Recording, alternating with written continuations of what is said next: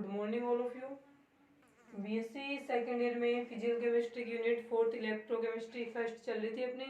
उसमें हमने इससे पहले वाली क्लास में पढ़ा था कि जनरल इंट्रोडक्शन था इलेक्ट्रोकेमिस्ट्री का।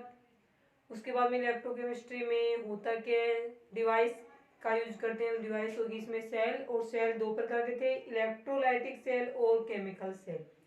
उसके बाद में हमने पढ़ा था कि इलेक्ट्रोलाइसिस होता है, उसकी स्टडी हम कितने प्रकार से करते हैं, दो प्रकार से करेंगे। एक तो थी उसमें क्वालिटेटिव स्टडी और एक थी उसमें क्वांटिटेटिव स्टडी। ठीक है, क्वालिटेटिव स्टडी जो थी उसमें हमने किसका यूज किया था, डिस्चार्ज पोटेंशियल था उसमें टूल के रूप में, और क्वांटिटेटिव में था फेराडे लॉ। सबसे पहले हम पढ़ेंगे इसकी क्वालिटेटिव स्टडी। और क्वालिटेटिव स्टडी में हिंदी में बोलते हैं हम इसको गुणात्मक अध्ययन। तो क्वालिटेटिव स्टडी है गुणात्मक अध्ययन, उसमें टूल क्या होता है, डिस्चार्ज पोटेंशियल। यानी डिस्चार्ज पोटेंशियल की हेल्प से हम ये बताएंगे कि कौन से इलेक्ट्रोड्स पे कौन सा कैटायंस या एनायन जाता है। अब डिस्चार्ज पोटेंशियल है, उसका यूज किस प्रकार से करें। तो डिस्चार्ज पोटेंशियल की वैल्यू याद नहीं रखनी, सिर्फ इसका ऑर्डर याद रखना है कि ऑर्डर के बेस पे हम बताएंगे कि कौन सा कैटायन या एनायंस एनोड या कैथोड पे जाएगा। अब देखिए इसमें दो केस बनते हैं। केस फर्स्ट क्या बनेगा, if solution contain only one type cations और एनायंस। फर्स्ट कंडीशन, फर्स्ट के केस बनेगा if solution contain only one types cations और एनायंस। तो फर्स्ट केस में आएगा यदि सॉल्यूशन में केवल एक ही प्रकार के आयंस हो, यानी एक ही प्रकार के कैटायंस हो और एक ही प्रकार के एनायंस है वो प्रेजेंट हो, तब हम क्या करेंगे। तब अपने को पता है कि जो एनोड होता है, एनोड उसके ऊपर तो क्या जाएंगे, एनायंस जाएंगे। पता है एक ही प्रकार के एनायंस है तो वही एनायंस जाएंगे। एनायंस जब उसके ऊपर जाएंगे, मान लीजिए एनायंस चले गए, तो प्रोसेस क्या होगी, तो हम कहेंगे कि एनोड पे ऑक्सीडेशन टेक्स प्लेस। ऑक्सीडेशन है वो वहां पे होगा। ऑक्सीडेशन होगा तो उसमें इलेक्ट्रॉन्स बाहर निकलेंगे, तो ये इस प्रकार से इसका ऑक्सीडेशन है वो हो जाएगा। एन नेगेटिव माने तो एन इलेक्ट्रॉन है वो बाहर निकल जाएंगे। अब बच गया कैथोड। तो कैथोड पे क्या जाते हैं, कैथोड पे जो एक प्रकार के कैटायन सॉल्यूशन में प्रेजेंट है वो कहाँ पे चले जाएंगे, कैथोड पे। और यहाँ पे क्या होता है, हम कहेंगे यहाँ पे रिडक्शन होता है, up chain reduction takes place. ठीक है, कैटायंस जाएंगे, जैसे कि ये चला गया Mn पॉजिटिव कैटायन, ये N इलेक्ट्रॉनों को ग्रहण करेगा, ग्रहण करके ये इस प्रकार से फॉर्मेशन कर देगा सब्सटेंस का। तो इसमें आता है क्वालिटेटिव स्टडी में यदि सॉल्यूशन में केवल एक ही प्रकार के कैटायंस और एनायंस प्रेजेंट हो, तब तो डायरेक्ट सीधी सी बात है कि एनायंस एनोड पे जाएंगे, ऑक्सीडेशन होगा, और कैटायंस कैथोड पे जाएंगे और रिडक्शन होगा। ऑक्सीडेशन में इलेक्ट्रॉन्स है वो त्यागे जाएंगे, डोनेट किए जाएंगे, और रिडक्शन में इलेक्ट्रॉन्स है वो ग्रहण किए जाते हैं, एक्सेप्ट किए जाते हैं। तो इस प्रकार से प्रोसेस होगी। अब देखो क्वालिटेटिव स्टडी में डिस्चार्ज पोटेंशियल का यूज हम कहाँ करेंगे। यहाँ तक डिस्चार्ज पोटेंशियल का कोई यूज नहीं हुआ है। अब देखिए डिस्चार्ज पोटेंशियल का यूज कब होगा। सेकंड केस बनेगा solution contain more than one type of cations and anions, यानी सॉल्यूशन में यदि एक से अधिक प्रकार के कैटायंस और एनायंस प्रेजेंट हो, तब वहाँ पे हमें डिस्चार्ज पोटेंशियल का यूज करना है। किसके लिए, क्वालिटेटिव स्टडी के लिए, या फिर इलेक्ट्रोड्स एनोड और कैथोड के ऊपर कौन से कैटायंस और एनायंस से वो जाएंगे। दो प्रकार के कैटायन है तो कौन से कैटायन जाएंगे, दो प्रकार के एनायंस है तो कौन से एनायंस है वो जाएंगे, और क्या बनाएंगे वो ये पढ़ेंगे। तो सेकंड केस देखें यहाँ पे,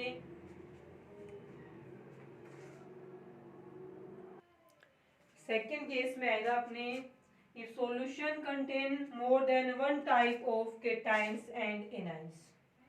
Second contains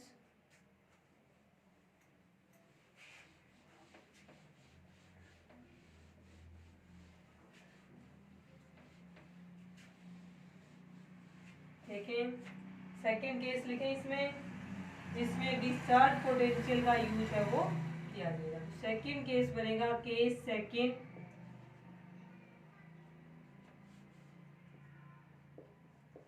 इसमें आएगा if solution contain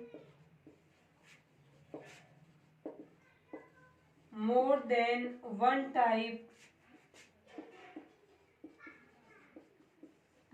of cations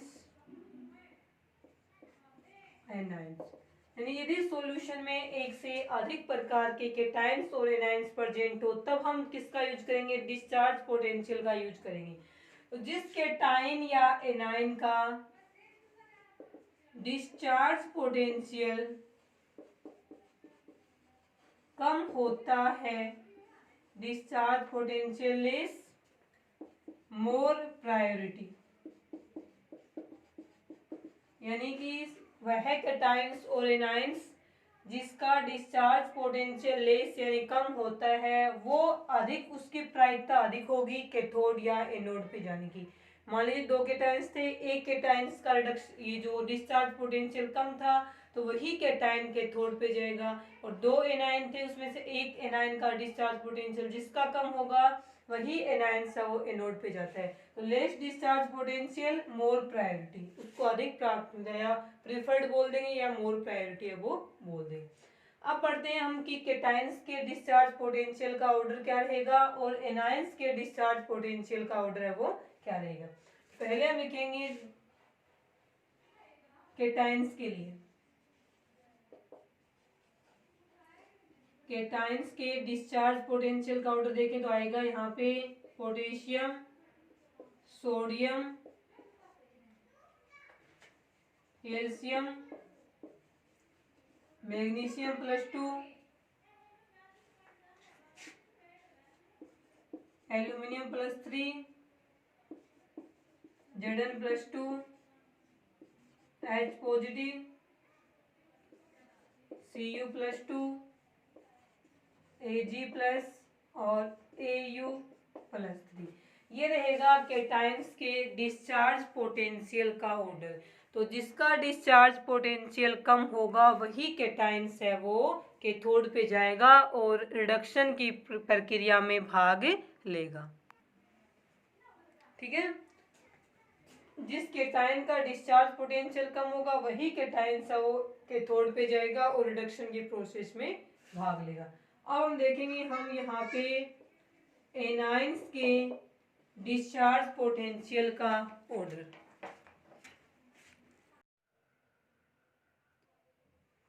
anions के डिस्चार्ज पोटेंशियल का ऑर्डर देखें क्या रहेगा।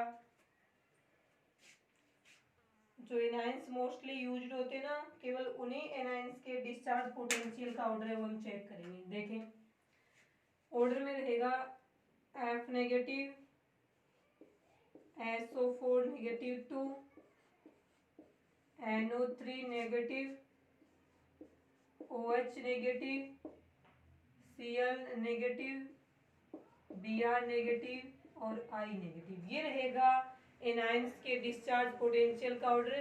तो इनमें से कोई भी दो एनायंस प्रेजेंट हो तो उसमें से वो एनायंस एनोड पे जाएगा जिसका डिस्चार्ज पोटेंशियल क्या रहेगा, कम रहेगा। तो आपको सिर्फ डिस्चार्ज पोटेंशियल का जो ऑर्डर है वो ध्यान में रखना है। अब यदि हम ये बोल दें यहाँ पे कई बार जब ये डिस्चार्ज पोटेंशियल एनायंस है उनका ऑर्डर चेंज हो जाता है, वो कौन सी कंडीशन में होगा चेंज, वो देखिए नोट लगा के, वो रहेगा for very dilute solution of NaCl। NaCl का वेरी डाइल्यूट सॉल्यूशन है, सॉल्यूशन बना हुआ है किसमें, H2O में। तो H2O से एनायंस आएंगे OH नेगेटिव और NaCl से एनायंस आएंगे Cl नेगेटिव। होता क्या है, OH नेगेटिव का डिस्चार्ज पोटेंशियल ज्यादा है लेकिन यहाँ पे NaCl का डाइल्यूट सॉल्यूशन है। डाइल्यूट सॉल्यूशन है इसका मतलब NaCl बहुत कम मात्रा में प्रेजेंट है, सोल्यूट है NaCl कम मात्रा में, तो Cl नेगेटिव भी कम मात्रा में, OH नेगेटिव के अधिक संख्या में। तो हम कहेंगे कि ऐसी कंडीशन में ये चेंज हो जाएगा ऑर्डर।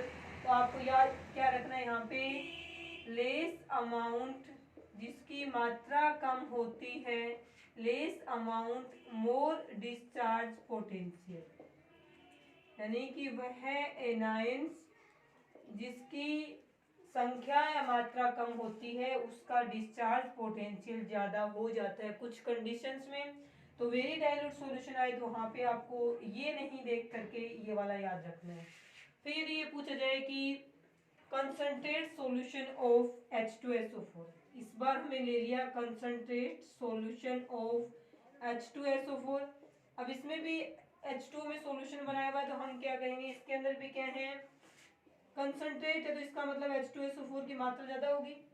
H2SO4 की मात्रा ज्यादा होगी तो SO4 नेगेटिव 2 आयंस भी अधिक संख्या में बनेंगे। SO4 नेगेटिव 2 का डिस्चार्ज पोटेंशियल ज्यादा होता है, OH नेगेटिव कम होता है, लेकिन यहाँ हमें ये याद रखना है लेस अमाउंट मोर डिस्चार्ज पोटेंशियल, इन दोनों में से कम अमाउंट किसकी है, OH नेगेटिव की, तो डिस्चार्ज पोटेंशियल ज्यादा किसका हो जाएगा, OH नेगेटिव का। लेस अमाउंट मोर डिस्चार्ज पोटेंशियल, तो यहाँ पे आपको ये वाला ऑर्डर, तो ये दो इंपॉर्टेंट है, ध्यान में रखना कि वैसे नॉर्मल ऑर्डर यही चलेगा लेकिन ये कंडीशन आ जाएगी तो ये याद रखना है, इसको याद रखेंगे इससे।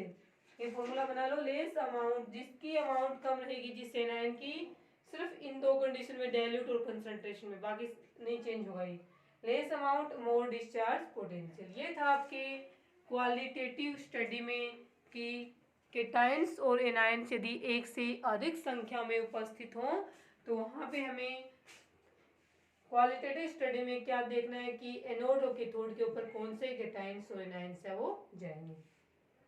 ये रहेगी अपनी क्वालिटेटिव स्टडी ऑफ इलेक्ट्रोलाइसिस। अब इसके बेस पे हम पढ़ेंगे, इसके दो एग्जांपल्स करेंगे, उससे पहले पढ़ेंगे टाइप ऑफ इलेक्ट्रोड्स की, इलेक्ट्रोड्स हैं वो कितने प्रकार के होंगे। देखें इसमें नेक्स्ट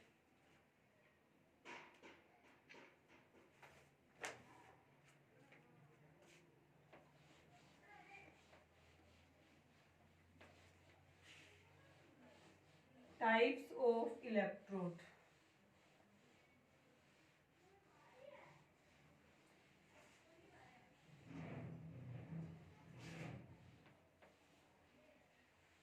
देखें नेक्स्ट हेडिंग रहेगी टाइप्स ऑफ इलेक्ट्रोड।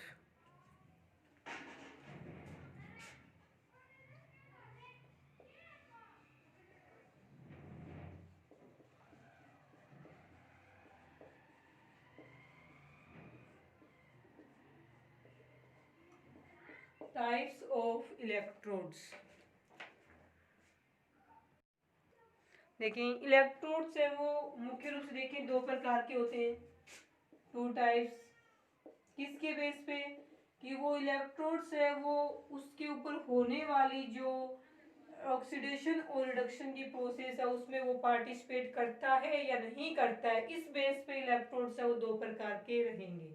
यानी इलेक्ट्रोडों पे होने वाली ऑक्सीडेशन और रिडक्शन के प्रोसेस में वो इलेक्ट्रोड अपना कोई भी योगदान या पार्टिसिपेशन करता है या नहीं करता है, उसके बेस पे इलेक्ट्रोड्स है वो दो प्रकार के होंगे। कौन कौन से रहेंगे, तो फर्स्ट में आएगा इसमें इनर्ट इलेक्ट्रोलाइट, इनर्ट इलेक्ट्रोड, और दूसरे होंगे एक्टिव इलेक्ट्रोड, दूसरे रहेंगे एक्टिव इलेक्ट्रोड्स। अब यदि इनकी डेफिनेशन देखेंगे इनर्ट इलेक्ट्रोड और एक्टिव इलेक्ट्रोड की, तो देखिए क्या रहेगा, इनर्ट इलेक्ट्रोड्स की डेफिनेशन में आएगा कि वे इलेक्ट्रोड्स जो कि ऑक्सीडेशन और रिडक्शन जो भी प्रोसेस उस पे होती हो, चाहे वो एनोड हो कैथोड हो, तो उस रिएक्शन के लिए केवल वो एक जगह उपलब्ध करवाते हैं, केवल साइट प्रोवाइड करवाते हैं, स्वयं या खुद है वो ऑक्सीडेशन या रिडक्शन के प्रोसेस में पार्टिसिपेट नहीं करते हैं, तो वो इलेक्ट्रोड्स हैं इनर्ट इलेक्ट्रोड्स के नाम से जाने जाते हैं। जिसकी डेफिनेशन में आएगा which electrodes only participate, only provide the site of reaction, वे इलेक्ट्रोड्स जो केवल रिएक्शन के लिए साइट फॉर द रिएक्शन, केवल रिएक्शन के लिए साइट प्रोवाइड करवाते हैं और स्वयं वहाँ पे वे ऑक्सीडेशन और रिडक्शन की प्रोसेस में but does not involve the reaction of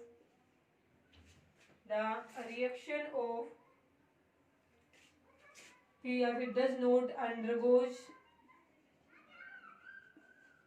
oxidation and reduction.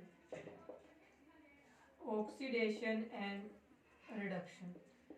तो वे इलेक्ट्रोड्स कौन से कहलाएंगे? इनर्ट इलेक्ट्रोड्स, हिंदी में कहेंगे इनको हम अक्रिय इलेक्ट्रोड्स। तो वे इलेक्ट्रोड्स जो ऑक्सीडेशन और रिडक्शन के प्रोसेस के लिए केवल साइट प्रोवाइड्स करवाते हैं, स्वयं रिडक्शन और ऑक्सीडेशन के प्रोसेस में पार्ट नहीं लेते हैं, वे इनर्ट इलेक्ट्रोड्स कहलाएंगे।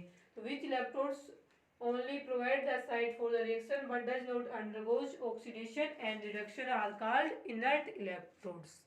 ठीक है, एग्जाम्पल देखें यदि हम इस प्रकार के इलेक्ट्रोड्स का, तो सबसे अधिक इम्पोर्टेंट एग्जाम्पल है वो इसमें रहेगा प्लेटिनम इलेक्ट्रोड।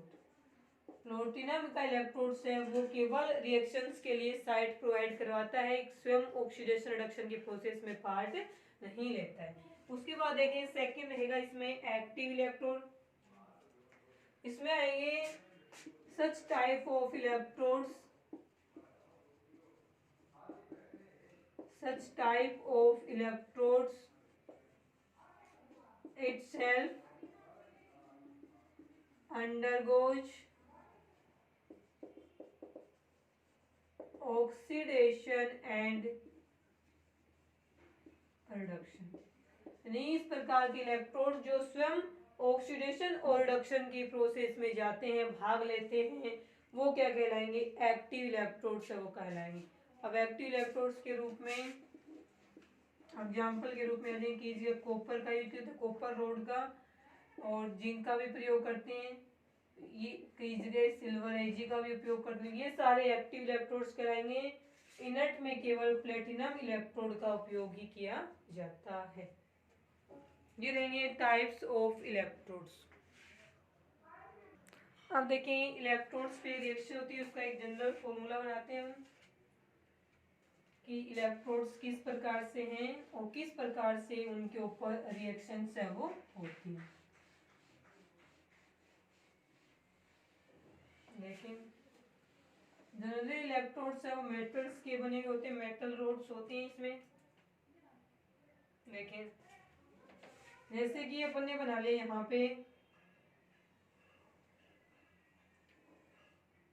ये इसमें एक मेटल की रोड है, हमने इसको बना लेंगे एनोड, और सेम है, सेम वेट सेम साइज की लेनी है अपने को। पहले इसको हम बना लेंगे कैथोड और इसको हम बना लेंगे एनोड। ठीक है, अब इसको हम जोड़ देंगे बैटरी की हेल्प से, ये जोड़ दिया हमने। ठीक है, पॉजिटिव चार्ज है और नेगेटिव चार्ज है।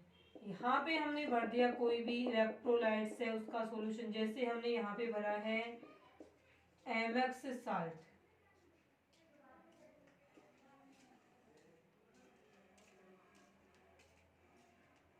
ठीक है, एमएक्स साल्ट का सॉल्यूशन आ गया। अब देखिए यहाँ पे रिएक्शन क्या होती है, तो रिएक्शंस में हम लिख देंगे रिएक्शन एट एनोड। एनोड पे रिएक्शन क्या आ गई, तो हम कहेंगे एनोड पे क्या होता है? ऑक्सीडेशन होता है, तो मेटल्स आयंस जाएंगे, इलेक्ट्रॉनों को डोनेट करेंगे, इस प्रकार से रिएक्शन होगी। इसे हम कहेंगे कि oxidation takes place. Oxidation takes place, oxidation की क्रिया होगी इसमें। अब बात आती है रिएक्शन एट कैथोड, तो कैथोड पे क्या होता है? रिडक्शन होता है, अप चेन। तो यहाँ पे क्या जाते हैं? केटाइंस जाएंगे, जितना उसके ऊपर चार्ज है उतने इलेक्ट्रॉनों को ग्रहण करेंगे और ये इस प्रकार से मेटल बन जाएगी। यहाँ पे जो ये जो खुद धातु जिससे बनी हुई ना इलेक्ट्रोड्स, मेटल रोड है, ये कोई एनोड है, वो कोई क्या बोल दिया हमने? मेटल रोड है, धातु की छड़ है, ये भी धातु की छड़ी है। इसमें खुद धातु में क्या है? धातु एटम्स के रूप में प्रेजेंट है, ऐसे एम की फॉर्म में। अब ये खुद जो एम है ना, धातु में खुद में प्रेजेंट है एटम्स, उन्हीं का ऑक्सीडेशन हो रहा है, उनसे वो क्या बन रहे हैं? इनका ऑक्सीडेशन होकर के केटाइंस बन रहे हैं, वो केटाइंस कहाँ आ रहे हैं, सॉल्यूशन में आ रहे हैं, और ये इसके ऊपर क्या हो रहे हैं, इलेक्ट्रॉन्स, फ्री इलेक्ट्रॉन्स डोनेट कर रहे हैं। ये इलेक्ट्रॉन्स यहाँ से इसमें से होते हुए यहाँ जाएंगे, यहाँ आगे इलेक्ट्रॉन इलेक्ट्रॉन है वो कैथोड पे आगे एनोड से। अब ये जो पॉजिटिव वाले इसमें नेगेटिव चार्ज है, अब ये जो केटाइंस जो इससे गए थे, इसमें प्रेजेंट एटम्स हैं, उनका हुआ ऑक्सीडेशन, केटाइंस यहाँ गए, वो केटाइंस यहाँ से जो इलेक्ट्रॉन जाके यहाँ पूछे थे, उन इलेक्ट्रॉनों को ये केटाइंस ग्रहण करेंगे तो इस प्रकार से मेटल एटम बन जाएगा कैथोड पे। मेटल एटम बनते ही वो इस प्रकार से कैथोड के ऊपर डिपॉजिट या निक्षेपित हो जाते हैं। ये प्रोसेस होगी।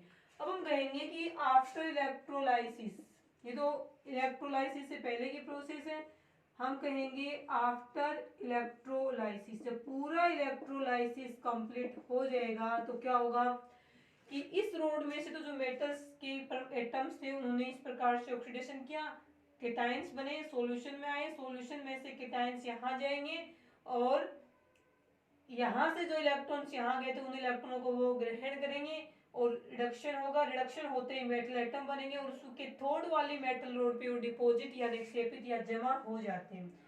यहाँ पे हम कहेंगे कि रिडक्शन हो रहा है, रिडक्शन टेक्स प्लेस। ठीक है, अब देखेंगे कि हम आफ्टर इलेक्ट्रोलाइसिस इसमें क्या होता है। अब क्या होगा कि इलेक्ट्रोलाइसिस होने के बाद में ये तो मेटल, ये रोड है ना एनोड, इसका तो वेट कम हो जाएगा क्योंकि यहाँ से तो मेटल एटम जा ही रहे हैं, ऑक्सीडेशन हो गए, और यहाँ पे जमा हो, तो ये तो क्या हो जाएगी, थोड़ी मोटी हो जाएगी और ये थोड़ी सी पतली हो जाएगी।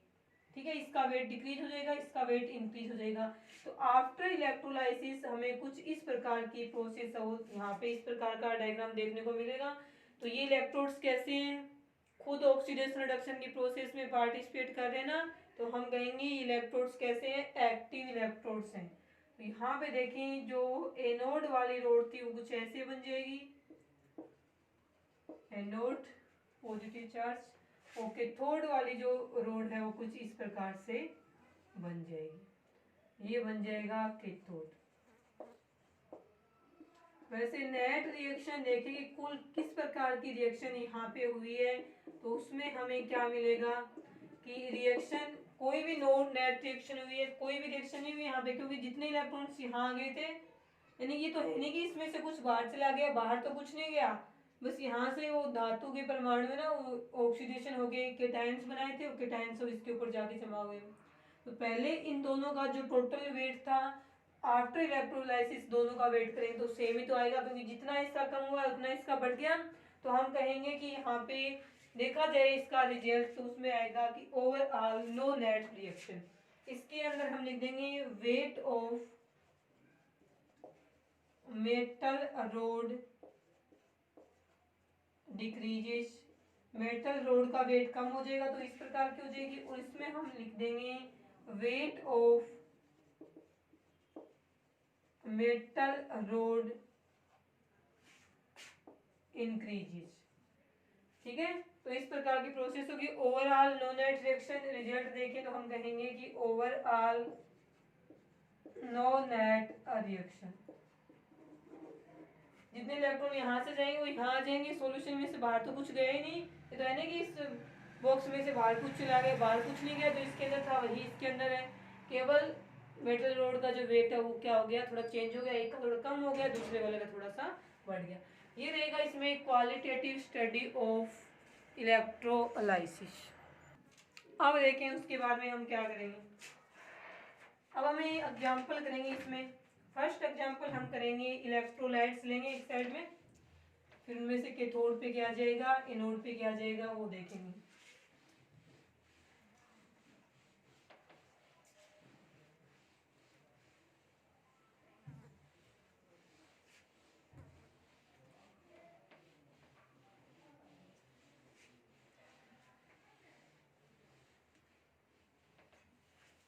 ठीक है, एक साइड में हम लिखेंगे इलेक्ट्रोलाइट्स,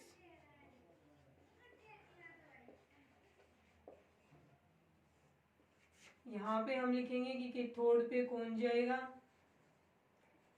और यहाँ पे एनोड पे कौन जाएगा, और यहाँ पे अदर जो भी प्रोसेस होगी वहाँ पे वो हम अदर में लिख देंगे। ये 4 कॉलम बनाने हैं टेबल में।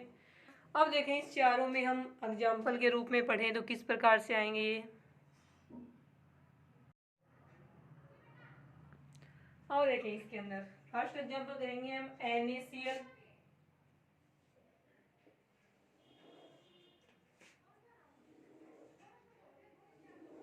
ठीक है, फर्स्ट एग्जाम्पल अपना रहेगा NaCl का सॉल्यूशन है, मोल्टन है। मोल्टन का मतलब गलित अवस्था में है NaCl का सॉल्यूशन। तो ऐसे सॉल्यूशन में क्या होता है, ओनली NaCl ही होता है, केवल NaCl ही होगा इसके अंदर, किसी में सॉल्यूशन नहीं बना, केवल NaCl मोल्टन स्टेट यानी गलित अवस्था में। तो 2 प्रकार के होंगे इसमें आयंस, Na पॉजिटिव और Cl नेगेटिव। अपने को पता ही है एक ही प्रकार के आयंस प्रेजेंट, तो हम क्या कहेंगे कि जो कैटायंस है वो तो चले जाएंगे कैथोड पे जाएंगे, कैथोड पे जाते रिडक्शन होगा, इलेक्ट्रॉनों को ग्रहण करेंगे, सोडियम धातु के रूप में उस पे डिपॉजिट या निक्षेपित या जमा हो जाते हैं।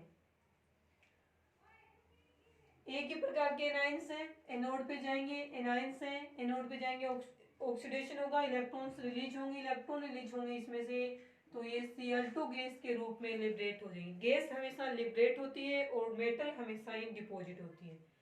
यहाँ पे कुछ नहीं बचा भी, इसमें जो भी था केटायंस एनायंस एनोड पे चले गए, कुछ बच जाते ना केटायंस एनायंस, तब वो हम यहाँ पे लिखेंगे। फर्स्ट हो गया NaCl मोल्टन स्टेट में है, केवल Na पॉजिटिव और Cl नेगेटिव आयंस उसमें प्रेजेंट है। उसके बाद में हम पढ़ेंगे सेकंड, ये होगी फर्स्ट की बात में। सेकंड एग्जांपल देखें, NaCl aqueous स्टेट में है और इलेक्ट्रोड्स है वो प्लेटिनम है। NaCl aqueous स्टेट में है और साथ में इलेक्ट्रोड्स कौन सा है, Pt इलेक्ट्रोड। अब Pt इलेक्ट्रोड, अब प्लेटिनम इलेक्ट्रोड, इसका हमें पता है ये इनर्ट इलेक्ट्रोड होता है, तो ये केवल साइट प्रोवाइड करता है रिएक्शन के लिए और रिडक्शन और ऑक्सीडेशन की प्रोसेस में खुद पार्टिसिपेट नहीं करेगा। देखो इसमें आयंस, aqueous का मतलब क्या है, H2O। H2O में 2 प्रकार के आयंस हैं, H positive OH negative. NaCl में भी 2 प्रकार के आयंस हैं, Na पॉजिटिव Cl नेगेटिव। अभी केस नंबर सेकंड बन गया, if solution contain more than one type of cations anions then discharge potential is more preferred.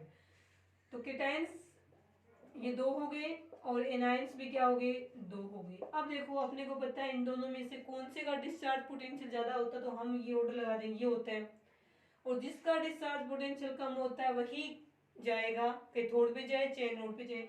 अब इसके टाइम H पॉजिटिव का क्या है, डिस्चार्ज पोटेंशियल कम है, तो कैथोड पे ये जाएगा, न कि सोडियम पॉजिटिव ये जाएगा, तो ये कैथोड पे जाएगा, जाते ही इसमें क्या होगा, रिडक्शन होगा, रिडक्शन होगा तो ये इलेक्ट्रॉनों को वहां पे ग्रहण करेगा, इलेक्ट्रॉनों को ग्रहण करेगा तो ये H2 गैस के रूप में लिबरेट हो जाएगा। अब एनायंस की बात है तो एनायनों में किसका होता है डिस्चार्ज पोटेंशियल ज्यादा, OH नेगेटिव का। Cl नेगेटिव का यहाँ पे डिस्चार्ज पोटेंशियल क्या कम है, जिसका डिस्चार्ज पोटेंशियल कम है वही जाएगा, तो एनोड पे ये Cl नेगेटिव जाएगा, रिडक्शन इसमें ऑक्सीडेशन होगा, इलेक्ट्रॉन्स त्यागेगा और Cl2 गैस के रूप में लिबरेट हो जाएगा। अब बच गया क्या, इसमें तो ये केटायंस बच गए और इसमें ये एनायंस बच गए, तो Na पॉजिटिव OH नेगेटिव आपस में जुड़ेंगे, क्रिया करके ये क्या बनाएंगे, NaOH। तो जैसे जैसे ये रिएक्शन चलती जाएगी वैसे वैसे यहाँ पे NaOH है उसकी मात्रा यहाँ पे बढ़ती जाएगी। NaOH के बेसिक अक्षार है, ये जब इंक्रीज होता जाएगा तो सॉल्यूशन की पीएच है वो क्या होगी, इंक्रीज होगी, क्योंकि पीएच हम कहाँ से कहाँ तक लिखते हैं, 1 से लेकर के 40 तक चलते हैं, तो 7 पे तो आता है न्यूट्रल, 1 से 7 एसिड और 7 से 14 आता है बेस। तो जब बेस है NaOH इसकी कंसंट्रेशन बढ़ेगी तो पीएच भी क्या होगी, 7 से ज्यादा 14 की तरफ जाएगी, इसका मतलब पीएच है उसकी क्या हो जाएगी, इंक्रीज हो जाएगी। ये रहेगा इसमें सेकंड, जब NaOH हो सॉरी NaCl हो प्लेटिनम इलेक्ट्रोड के साथ में aqueous सॉल्यूशन है वो बना रहा हो, ये रहेगा इसका सेकंड एग्जांपल।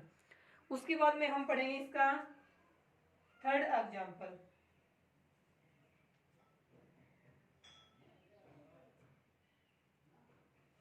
थर्ड देखें CuCl2 है, ठीक है, क्यूप्रिक क्लोराइड वही प्लेटिनम का इलेक्ट्रोड्स है, तो अपने को पता है इसका aqueous सॉल्यूशन है तो वही दो प्रकार के केटाइंस हैं, Cu पॉजिटिव +2 और दूसरे H पॉजिटिव। एनाइंस भी दो प्रकार के, Cl नेगेटिव और OH नेगेटिव। ये H2O से आए हैं, ये CuCl2 से। इन दोनों में पता है अपने किसका डिस्चार्ज पोटेंशियल ज्यादा है, इसका। तो कम है वो केटाइंस जाएगा कैथोड पे, Cu है कैथोड पे जा रहा है, रिडक्शन होगा, इलेक्ट्रॉनों को ग्रहण करेगा और कॉपर मेटल के रूप में डिपॉजिट या निक्षेपित हो जाएगा। इन दोनों में डिस्चार्ज पोटेंशियल इसका कम है, Cl नेगेटिव जाएगा Cl2 गैस के रूप में। तो सॉल्यूशन में Cu और Cl2 दोनों इसके ऊपर जाकर के हो जाएंगे, यानी सॉल्यूशन में Cu Cl2 दोनों ही चलेंगे ना, ये दोनों ही एनायंस के टाइम जो Cu Cl2 थे वो चलेंगे कैथोड एनोड पे। तो यहाँ पे हम कहेंगे कि Cu Cl2 है वो क्या हो रहा है, इसकी कंसंट्रेशन डिक्रीज हो रही है। अभी Cu Cl2 का पीएच वगैरह पे कोई इफेक्ट नहीं पड़ता तो हम नहीं लिखेंगे आगे, सिर्फ ये लिख देंगे कि Cu Cl2 है वो इसमें क्या हो रहा है, डिक्रीज हो रहा है। उसके बाद में नेक्स्ट एग्जांपल देखें, यही CuBr2 में आ जाएगा। अब देखते हैं हम CuSO4 में, 4 नंबर पे देखें, कॉपर सल्फेट aqueous सॉल्यूशन है, वही प्लेटिनम इलेक्ट्रोड्स है। दो प्रकार के केटाइंस है, Cu+2 है और H पॉजिटिव है। दो प्रकार के ही एनाइंस है, SO4 -2 और OH नेगेटिव। ये रहेगा, इसका डिस्चार्ज पोटेंशियल कम है, ठीक है, कम है तो ये जाएगा कैथोड पे, कॉपर में इलेक्ट्रॉन ग्रहण करेगा रिडक्शन प्रोसेस में, कॉपर मेटल के रूप में डिपॉजिट हो जाएगा। इन दोनों में देखिए किसका डिस्चार्ज पोटेंशियल ज्यादा है, तो हम कहेंगे इसमें ये होता है डिस्चार्ज पोटेंशियल। तो SO4 -2 आयन तो जाएंगे नहीं, कौन जाएगा, OH नेगेटिव आयन जाएंगे। और OH नेगेटिव आयन जाएंगे तो OH नेगेटिव आयन है वो एनोड पे जाएंगे, रिडक्शन होगा इनका, सॉरी एनोड पे जाएंगे, ऑक्सीडेशन होगा, इलेक्ट्रॉन रिलीज होंगे। तो OH नेगेटिव से हमेशा कौन सी गैस बनती है, O2 गैस बनती है, वो लिबरेट हो जाएगी। बच गए कौन से आयंस, H पॉजिटिव बच गए, SO4 -2 बच गए, ये दोनों तो चले गए थोड़े नोड पे। तो हम कहेंगे यहाँ पे बन गया H2SO4, यानी H2SO4 की कंसंट्रेशन इंक्रीज हो जाएगी। और H2SO4 क्या एक एसिड होता है, एसिड की कंसंट्रेशन इंक्रीज होती है तो पीएच क्या होती है, डिक्रीज होती है। बेस की कंसंट्रेशन इंक्रीज होगी तो पीएच है वो इंक्रीज होगी, और एसिड की कंसंट्रेशन इंक्रीज होगी तो पीएच क्या होती है, इसमें डिक्रीज होती है। ये रहेगा कॉपर सल्फेट का आपका सॉल्यूशन विद पीटी इलेक्ट्रोड्स। उसके बाद में देखिए नेक्स्ट एग्जांपल, इसमें NaOH का आपको सॉल्यूशन देख लेते हैं। NaOH वाला नहीं पड़ा, NaOH का आपको सॉल्यूशन देखते हैं। इसमें ये NaCl वाला था, NaOH है आपका सॉल्यूशन है विद पीटी इलेक्ट्रोड है। देखें Na पॉजिटिव और हम कहेंगे OH नेगेटिव, आपका सॉल्यूशन है तो इसमें भी क्या है, H पॉजिटिव OH नेगेटिव, तो सेम ही है। तो हम कहेंगे कि कोई भी एक एक सॉरी एनायंस वो इस पे चले जाएंगे नोड पे, O2 गैस के रूप में लिबरेट हो जाएंगे। इन दोनों में से अपने को पता है किसका होता है डिस्चार्ज पोटेंशियल ज्यादा, इसका होता है, ठीक है, इसका हो तो इसका कम है तो ये जाएगा कैथोड पे, रिडक्शन करेगा और H2 गैस के रूप में लिबरेट होगा। अब बच गए क्या, हम कहेंगे दोनों बच गए। तो इस सॉल्यूशन में इलेक्ट्रोलाइसिस के दौरान NaOH इंक्रीज हो रहा है, NaOH बेस होता है, हाइड्रोक्साइड बेस है, बेस की कंसंट्रेशन इंक्रीज होगी तो पीएच है वो भी इनकी क्या हो जाती है, इंक्रीज हो जाती है। ये हो गए आपके एग्जांपल्स क्वालिटेटिव स्टडी में कि यदि दो या दो से अधिक प्रकार के केटायंस एनायंस प्रेजेंट हों तो कैथोड पे कौन से जाएंगे, एनोड पे कौन से जाएंगे, तो वो हम देखेंगे डिस्चार्ज पोटेंशियल। ये हो गई इसकी क्वालिटेटिव स्टडी है वो कंप्लीट। उसके बाद में हम नेक्स्ट कल की क्लास में पढ़ेंगे क्वांटिटेटिव स्टडी, यानी कितनी मात्रा में गैस लिबरेट होती है इलेक्ट्रोड पे और कितनी मात्रा में कितने ग्राम मेटल है वो डिपॉजिट होती है इलेक्ट्रोड्स पे। ये सब हम पढ़ेंगे क्वांटिटेटिव स्टडी में, मात्रात्मक अध्ययन में पढ़ेंगे। और वहाँ पे क्वांटिटेटिव स्टडी है वो फेराडे के रूल्स की हेल्प से, फेराडे लॉ की हेल्प से की जाती है। ये हम करेंगे कल की क्लास में। आज के लिए इतना ही।